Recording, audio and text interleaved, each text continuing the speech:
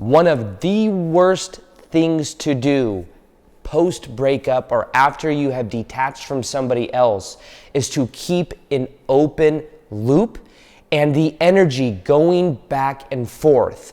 Now, in this video, I'm gonna share with you the solution that changes everything, makes it so much easier, actually makes it a higher probability that you are in your own frame, in your own energy, and then there's an attractive energy there, so it actually magnetizes more to you.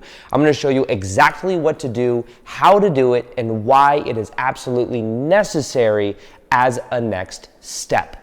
Now, the first thing with this process is let's talk about what the no contact rule is. And let's also talk about what happens when you go through a breakup or you go through a separation for someone else. What normally happens is there is an energy that is entangled when you are with somebody else. And you are thinking of this person a lot. You are maybe even physically around this person a lot. And what ends up happening, and there's a lot of energy that's going back and forth. And there's energy that's literally entangled with this other person. Now what happens is when there is a breakup that happens or there is some type of separation that happens, the energy then starts to separate. Now what happens is sometimes one of the people may not want that separation to happen, so they energetically cling on. Now what happens is when somebody is energetically clinging on, even after the relationship has fulfilled its purpose or at least it's ended, what happens is as we think about people, we are literally sending them energy. I know this sounds a little bit esoteric, but it is something that quantum physics shows us is that everything exists here and now. And you have probably maybe even experienced this before when you think of somebody and then they call you or you have a certain intuition on different things. It's important to understand how this energy dynamic works because when you are thinking of somebody else, you are sending them energy. Now, if you went through a breakup with someone, you may be thinking about how what happened wasn't something that you wanted to happen. You may be feeling lack. You may be feeling very sad. You may be feeling that attachment doesn't feel so good. So the energy that's being sent to them is something is I feel lack, I feel sad, and that energy they are feeling. Now, in general, when you go through a process of like unmeshing or deseparation or unattaching, sometimes it can be because maybe somebody else wants space. Maybe they want to be in their own energy field and they don't, especially when you talk about attachment styles. You talk about anxious and avoidant attachment styles, which tend to attract each other. There's secure attachment, anxious attachment, avoidant attachment. Secure attachments, you're able to give and receive love easily. A lot of times they tend to be in relationships, not always, but a lot of times. Anxious attachment people lean in for love, and sometimes they're trying to fix other people or trying to make the relationship work. And then avoidant people, on the other side of that, avoidant attachment style normally is pushing away love, is a little bit afraid to there's an intimacy block there, and they feel more safe, independent, and in their own energy.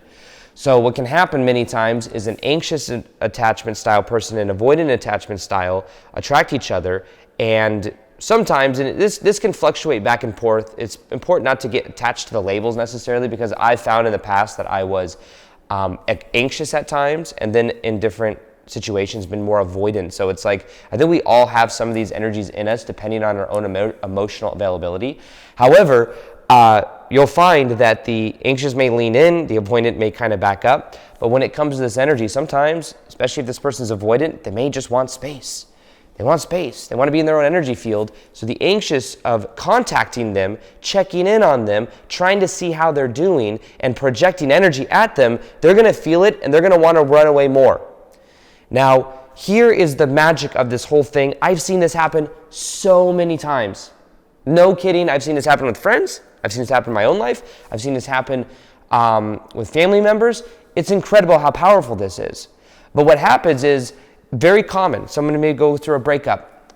Somebody is really distraught about it, really wants someone back, is maybe even projecting them energy. And then what they do is as they're projecting energy at this person, they want them, they're maybe even texting them consistently. And what eventually happens is they're kind of sad about it, and then they might go out with their friends. They may go out and they may disengage the energy they've been projecting. They may focus on themselves. They may have fun with their friends. They may go out to a restaurant, or they may go play with their dog or their cat or whatever. They might go do something where they disengage the energy, and then maybe that happens for a period of time. Maybe you have so much fun, you forget to reach out because you're doing your own thing. And then what happens, many times, once you truly detach, is that other person then texts you, says, hey, how are you? Or what's going on? So it's very interesting the way the no contact rule is, because it's literally a game, and that's why you might not want to play the game anymore. But it's a game of energy investment. And the person that is the least attached always holds the frame. Doesn't mean not compassionate, not loving, but it means least attached to outcome. Because there's an energy that's unwavering. Now, for this no contact rule and understanding this, what this specifically means is you bring your energy back. You bring your energy back to self. You bring the energy back inside your own body. And you stop projecting it at somebody else, thinking that that somebody else is the cure to your happiness, is going to fill up your cup.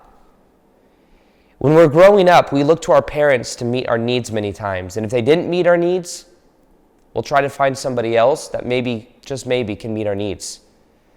So then what happens is we glorify, sometimes even put them on a pedestal, and we think of somebody, and they are the savior to our happiness, and we're trying to close the loop of the childhood trauma, of the childhood abandonment we may have felt.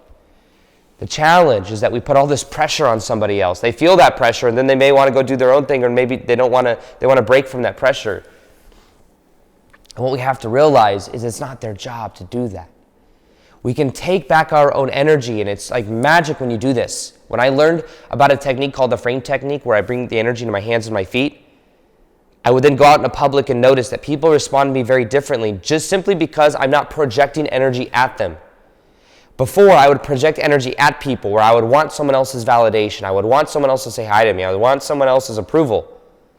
And the funny thing is, the less approval I need, the more I get it.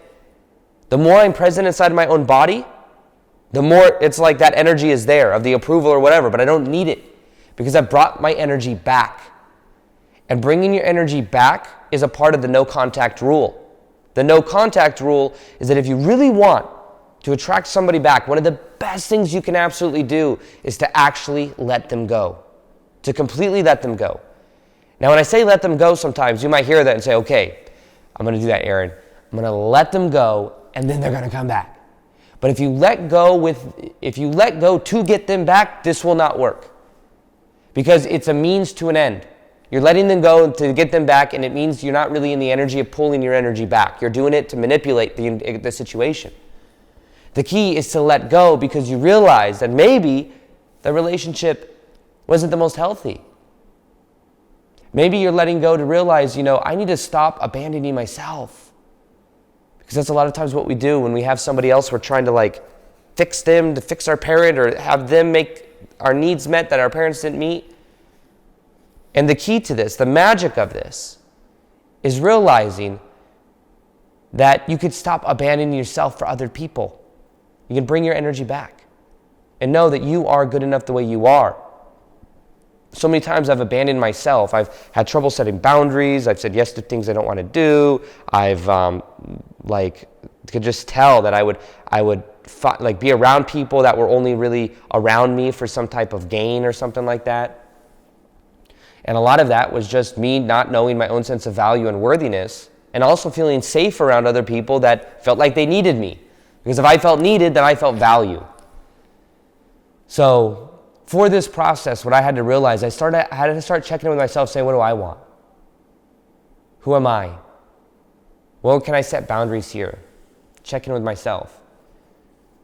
Another thing I'll share is this. I've shared this a couple times, but just to show the energy of this, I actually did this at my live event the other day. I did the Shift Experience live event, and I did this thing where I had people in the crowd. I said, I had somebody else. I experienced this at a different life transformation place in Costa Rica. But basically, this TEDx speaker that came in and was talking about energy. She's an energy physics expert, and she said, "Watch this. Everyone, send me energy right now. Everyone, send me energy." Everyone in the crowd sent in her energy.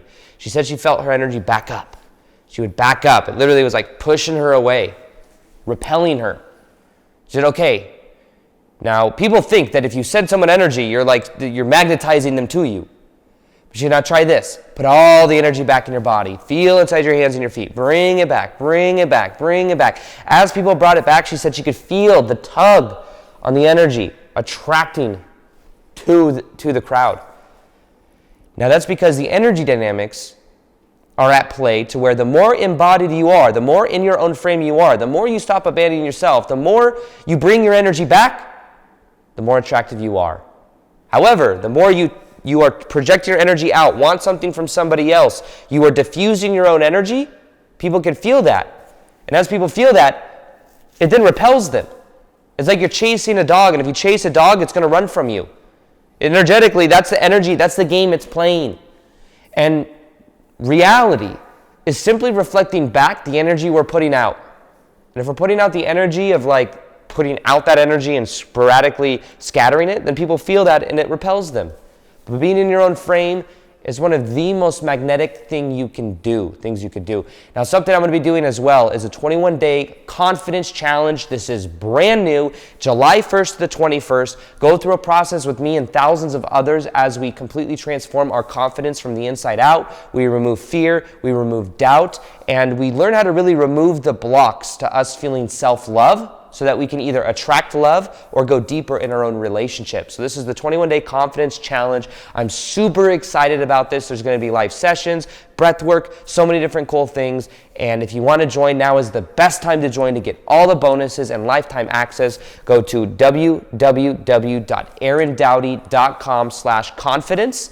Or you can just click the link in the top of the description box below. And then also, there's a video right here for why they always come back when you let them go. It's one of my most powerful videos for wiring this concept. Watch it right here. Simply watching this video right here will increase the probability of someone actually coming back. And in this video, I'm going to show you the 5 reasons someone will come back and the 5 things you can actually do about it